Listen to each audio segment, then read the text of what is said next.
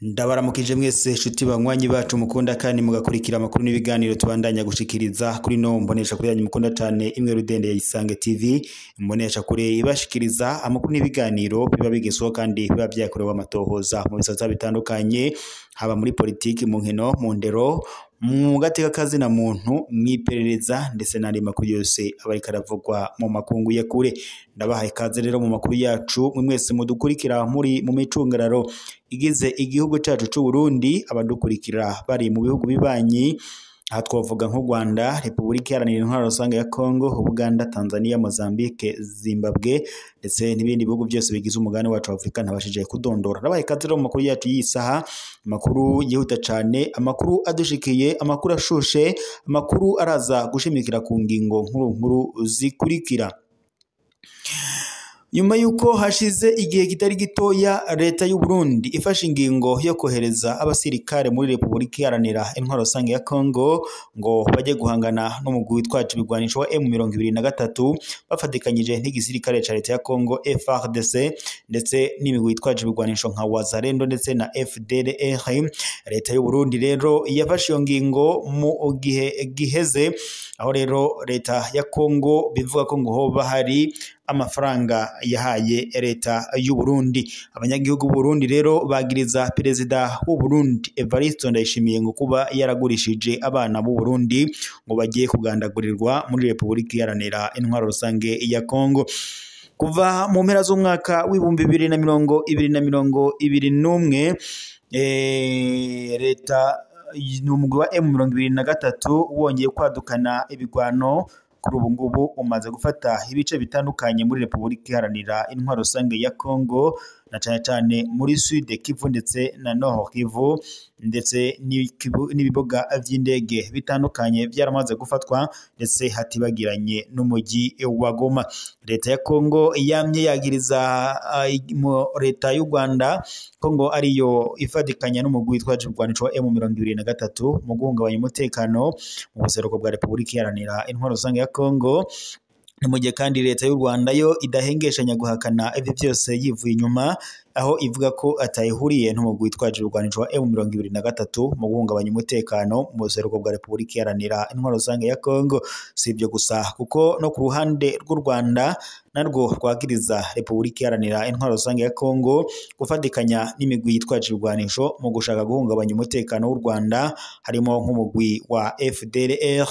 Ibi kandi biruko mu gihe perezida w'u Burundi Evariste Ndayishimiye we yafashe ingingo yo kohereza abasirikare muri Repubulika Iharanira Intwaro Rusange ya Kongo, gusa bikavuga ko byabaye mu kinyegero nubwo perezida w'u Burundi Evariste Ndayishimiye yitwaza ko ngo ingabo z'umuryango wa Afrika y'ubuseruko EAC ngo zari zoherejwe muri Repubulika Iharanira Intwaro Rusange ya Kongo ngo zijye gufasha igisirikare ca leta ya Kongo FARDC guhangana n'umugwi witwaje ibigwanisho wa M23. Ivyo vyarabaye ariko ingabo za EAC zaje kuvanwayo nk'uko vyategekanywa, gusa leta y'u Burundi yo ntabwo yigeze ikura abasirikare bayo muri Repubulika Iharanira Intwaro Rusange ya Kongo, ibintu binateye amakenga amakungu.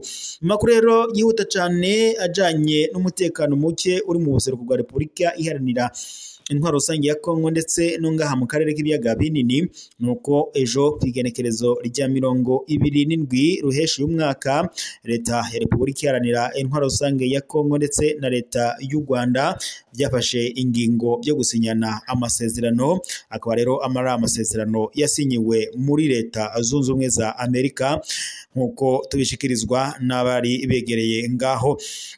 Umushikiranganji ojejwe imigenderanire w'u Rwanda ari we Olivier Nduhungirehe yahuye na mugenzi we wa Repubulika Iharanira Intwaro Rusange ya Kongo Teresa Kayikwamba Wagner, aho rero bahuriye muri Repubulika ya Leta Zunze Ubumwe za Amerika, aho rero basinyanye amasezerano bumvikanye ko umugwi wa M23 ngo ushobora gutuzwa ndetse ukazinjizwa mu gisirikare ca leta ya Kongo FARDC. Naho ku ruhande rwa FDLR ho bafashe ingingo yo kuyirandura burundu bivuye inyuma ndetse bafatikanyije kucongera umutekano w'impande zombi. Mu gihe rero leta y'u Burundi irongowe na Perezida Evariste Ndayishimiye idashaka gukura abasirikare bayo muri Repubulika Iharanira Intwaro Rusange ya Kongo, na cane Kongo bivuga ko boba hari ubutare bakura muri Repubulika Iharanira Intwaro Rusange ya Kongo. Kuri ubu rero kuri uyu mugoroba Perezida wa Leta Zunze Ubumwe za Amerika Donald Trump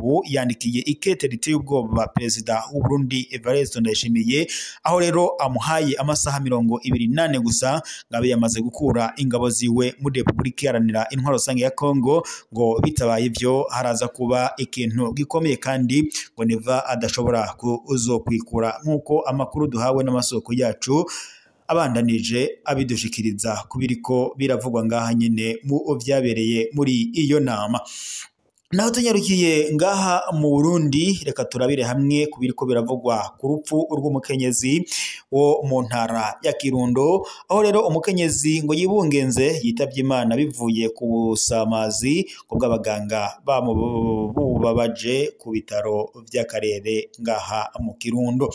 Kwa 2023 ruheshi y'umwaka ku bitaro vya Kirundo mu buraruko bw'igihugu cacu c'u Burundi, urupfu rubabaje cyane rw'umukenyezi yari yibungenze rwerekanye ugusamara mu by'ubuvuzi buteye ubwoba. Iryo bara kandi ryibutsa ko hari abakozi badakwiye ingeso yo kurya ibiturire ndetse n'intunganyo y'ibitaro inegurwa n'abanyagihugu bo muri iyi ntara ya Kirundo. Kuva ku wa gatandatu igenekerezo rya 21 ruheshi y'umwaka, uwo mukenyezi ngo yashizwe mu buruhukiro bw'ibitaro bya Kirundo inyuma yaho apfiriye. Bivugwa ko ngo byatewe no gusamara kw'abajejwe kumuvura. Yari amaze imisi 2 azanywe kuri ivyo bitaro akuwe kw'ivuriro ritoya rya Ntega, kuko ngo ibipimo vyerekanaga ko umwana yari yamupfiriye mu nda. Umwe mu bo mu muryango wiwe muramu wiwe ariyamiriza ubunebwe bukabije bw'abaganga bakorera mu gisata cyo kwakira abakenyezi. Yagize ati naratabaje abaganga kugira ngo banyaruke, ariko nta numwe yaje umukurikirana ngo amukuremwo uwo mwana. Nta kindi bakoze atari ukumuha ibinini gusa, niko ashikiriza. Biboneka ko ababaye cyane.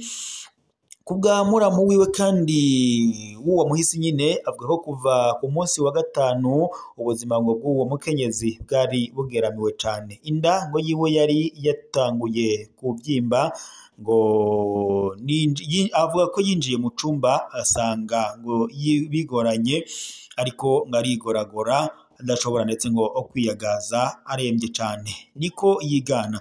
Nubwo ngo twagumye dutabaza umuganga ajejwe kwakira abakenyezi ndetse n'abandi bakozi, ntibigeze bakora ikintu na kimwe kijanye no kumubaga kugira ngo bamukuremwo uwo mwana yamupfiyemwo.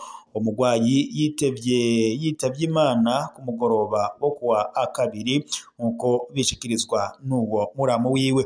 Uwo yegereye umuhisi kandi yemeza ko yamaze kumenyesha ibyabaye babiri mu bajejwe abagara y'abantu, ariko ko akirindiriye ikizoshikirizwa. Iryo sanganya ryatumye abantu bongera kuvuga ibijanye n'ukuntu ibitaro vya Kirundo bikora nabi. Amakuru ava mu bakozi bo muri ivyo bitaro avuga ko ico babifuza, ico bafise ngo ari uko bafise abaganga 4 gusa, 2 ngo b'abarundi n'abandi 2 baturuka muri Repubulika Iharanira Intwaro Rusange ya Kongo. Ico ngo ni igitigiri gito cane ku bitaro bifatwa nk'abikuru ngaha muri aka karere, kandi ngo bigira ingaruka mbi cyane kubijanye no kwitwararika abagwaye. Kuri iyo ngorane kandi abanyakirundo baratabaza bagasaba ko hofatwa ingingo zihuta mu ntumbero yo gukingira abitura ivyo bitaro. Hamande y'ikibazo c'abakozi bake ngo haranavuga kandi ingeso mbi cyane y'igiturire kuri ivyo bitaro vya Kirundo. Hari abakozi bo kuri ivyo bitaro ngo 2 baheruka kwimurwa bagirizwa gusaba ibiturire abagwayi imbere yo kubavura. Ivyo ngo bihano kandi byafashwe n'umuyobozi w'intara y'ubuvuzi ya Kirundo yarashimwe ndetse na bamwe mu banyagihugu. Abo bantu bari bamaze igihe ngo bafatwa ko ari intakorwa ko ngo kuko bivuga ko begereye umuganga uri ku butegetsi wa CNDD FDD. Iyo ngendo kandi ngo yoba yatumye hibonekeza icuka cyo kwikekana mu bandi bakozi bakorera muri ibyo bitaro. Naho umuyobozi w'ibyo bitaro ngo nawe nyene aradomwa ku rutoke ko afise uruhara mu ngorane nyinshi ziri muri ibyo bitaro. Bamwe mu babona ko ari ngowe bamwe babona ko ari we akomeye ngo ari nawe ntandaro y'ingorane zibonekeza muri ibyo bitaro. Abanyagihugu bobo bakaba basaba ko ngo hakurikiranirwa hafi iyo ngorane, hakaba isuzumwa ryigenga kuri ibyo bitaro, ndetse hakaba ngo kandi n'impinduka zihuta mu ntumbero yo kugarukana icizere no gukingira abamagara y'abitura ibyo bitaro. Naho uwurongoye ibyo bitaro ubwo twamuvugishaga ku murongo wa telefoni ntabwo yigeze atwishura, tukaba turindiriye ko adusubiza mu byo azotubwira natwe tukaba tuzobibashikiriza. Reka rero shimire mwese mwari kumwe natwe mu makuru n'ibiganiro twari ko turabashikiriza kuri iyi saha. Ayaka kanya tubaye tuyasozere ngaha, turaza gusubira mu makuru araza kubagizwe ko. Gusa mwibuke gufyonda sabone, partage kugira muze muraba bambere kubona amakuru n'ibiganiro tubandanya gushikiriza kuri imbonesha kuri yanyu mukunda cyane imwe Rudende ya Isange TV, imbonesha kuri bashikiriza amakuru n'ibiganiro biba bigizwe kandi biba byakorewe amatohoza mu bisata bitandukanye. Reka rero nkengurukire mwese mwadukurikiraga muri mu micungararo igize igihugu cyacu cy'u Burundi, abadukurikiraga bari mu bihugu bibanye n'abari mu makungu kure, mwese ndabashimiye kuba mwari kumwe natwe mu makuru y'aka kanya twariko turabashikiriza. Reka rero tube tuyasozere ngaha, turaza gusubira mu makuru araza kuba agezweko.